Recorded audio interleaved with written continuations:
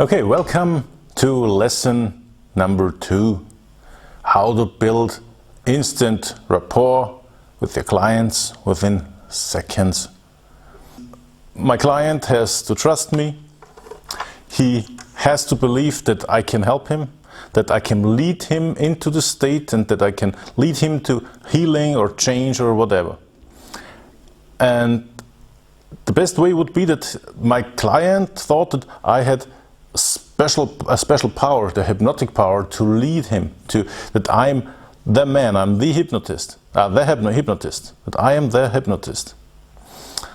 And one big mistake that a lot of hypnotists make, because they've learned it in their own courses and where they have learned hypnosis, is that explain the clients in the pre-talk several things. They tell them that hypnosis is not sleep, then that the clients will remember everything after the sessions, and then they wonder if they never see instant amnesia. When you tell your client before the session that he will remember everything, he or she will remember everything. Okay? If you don't tell these things, it's much more likely that you will experience it, that your client cannot remember everything. And hypnotists explain their clients in the pre-talk that they could lie in hypnosis, that hypnosis is just a state of relaxation, deep mental relaxation. It's definitely not true. Hypnosis is not a state of mental relaxation. That's definitely not true. Okay? That, they tell them that people cannot get stuck in hypnosis, that they could reject all suggestions if they don't like it, and that hypnosis is not spectacular, and that show hypnosis, stage hypnosis is a very different kind of thing, and it's not the same as therapeutical hypnosis. And then their client experience hypnosis at very unspectacular, and don't know if what they experienced in the session was really hypnosis or not. Maybe you've experienced this by yourself, your clients, maybe they don't tell you, but they think so. They think that the hypnosis maybe didn't work because they didn't experience hypnosis. But how does it feel to experience hypnosis? And then people tell him every hypnosis is self-hypnosis, and you make your life harder, much harder, if you tell all these things. I don't think that's a surprise that a lot of people experience hypnosis very unspectacular. They experience what you have described them before the session, the pre-talk. If you tell them that the session will last about 10 minutes and you ask them after the session how long the session was about, and they will say about 10 minutes. If you tell your clients before the session all these things, you can remember everything, hypnosis is not sleep, you can reject every suggestion, and so on, you prime your clients. It's a priming effect, and so they will experience what you have told them. And so be very careful what you tell your clients before a hypnosis session. The fact is, you should talk much less in your pre-talk, because too many words indicate uncertainty. What means people feel that you are a little bit insecure because you talk and talk, because you try to hide that you don't feel secure, that you don't feel self-confident enough. A very confident hypnotist has to use much less words. And I think that words absolutely overrated in building rapport and in hypnosis. Of course, if you use suggestions, direct suggestions, you have to use words. After a hypnosis session, a lot of people think that they hadn't been hypnotized because even if you tell them that hypnosis is not sleep and that they can remember everything, they think that hypnosis should feel different. Because they think hypnosis, the most people think that hypnosis is a kind of sleep, or that they get unconscious while they're in hypnosis. And maybe they've thought these thoughts for 30 years or longer, and then you come and you tell them, oh, hypnosis is not sleep, you can remember everything, and every kind of hypnosis is a kind of self-hypnosis. And they think, okay, I think this person cannot hypnotize me. But they think that hypnosis exists, but they think you are unable to hypnotize them. And that's not good. Or they think that they cannot go into a deep trance state, and that's also not good.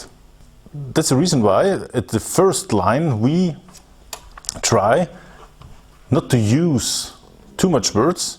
We try, no, we don't try, we do it. We build up rapport on an unconscious level. And how to build up this rapport at the unconscious level, I will show you in several seconds. But first I have to explain that if people have thought 30 years or longer that hypnosis was an unconscious, a state of unconsciousness, you cannot change this way of thinking in 10 minutes, 30 minutes pre-talk. Maybe you know the metaphors that the ratio between the conscious mind and the unconscious mind is about the like a fly riding an elephant. The fly is the conscious mind and the elephant is the unconscious mind. Or the ratio is today I think is about like a stamp lying on a football field, and the stamp is the conscious mind and the football field is the unconscious mind. About 115 years ago, people thought that it's the iceberg model, maybe you know, and is that the part over the water, above the water, is the conscious mind and the unconscious mind is the rest under the water. But today the ratio has changed to a stamp on a football field. And if you think about that, you come to one conclusion. The conclusion is it's not important to convince the stamp, the conscious mind. You have to convince the football field or the elephant. You have to convince the unconscious mind. Rapport building is much more unconscious than conscious. You build up trust unconsciously. You work with the elephant, you work with the football field and not with the fly and not, okay? And so do not explain your client 1 hour what is hypnosis and what it's not, and it's not as important as you thought it would be. You have to build up rapport on an unconscious level, and now I will show you how it works. And it works like this. At first, you have to stand behind your client. Once you stand behind your client, you will see it in several seconds in a real presentation. But of course, you lie your hands on the shoulders of your client, and then you tell him to let him fall backwards. And then you always remove your hands a little bit, and so the client always falls back a little bit. And you'll see it in the video. And so you build up rapport on an unconscious level, because the unconscious learns that you do what you say. You say, I will catch you, and you catch him.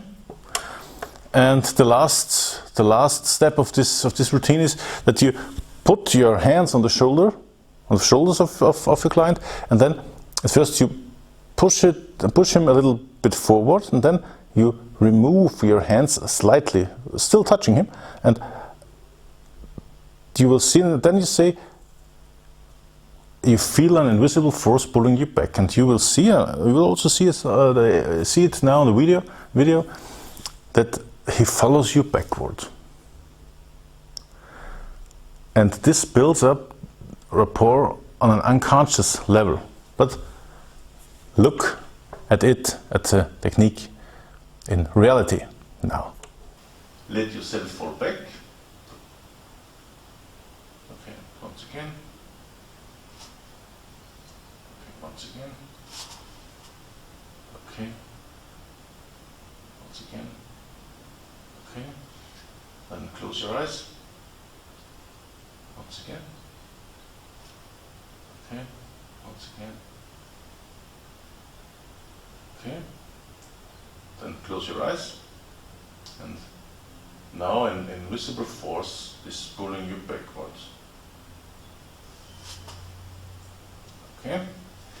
It's important that your client has to go over his center of gravity, because then he or she has the feeling to fall backwards, and this is at the moment the unconscious learns that it can trust you, because you you catch your client, and that what you say is really happening. If you say an invisible force is pulling you back, they feel the force pulling them back, and so they learn they can trust you, and what you say will happen.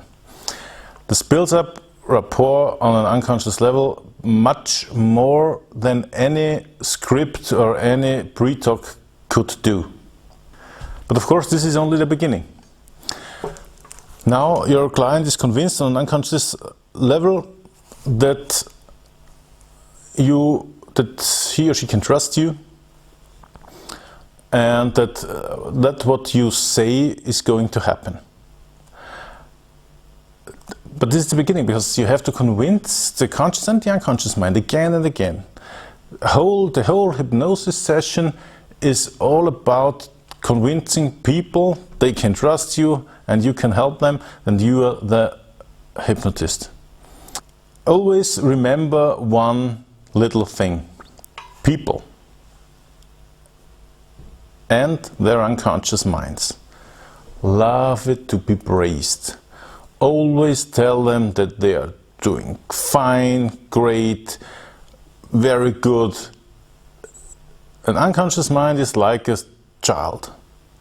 Always tell them everything is okay, you do it great, good job, good work. You cannot praise your client and their unconscious mind. You have a very powerful unconscious mind, great work and great done, and praise them a lot. And this brings us to our next lesson of this course, lesson number 3, the preset, preparation, and the power of gaze. The preset, we've done some of the preset now, because this instant rapport technique is of course a kind of preparation, but in the lesson 3 you will learn more about the preset and then the power of gaze hypnotic fascination, one of the core contents of this course.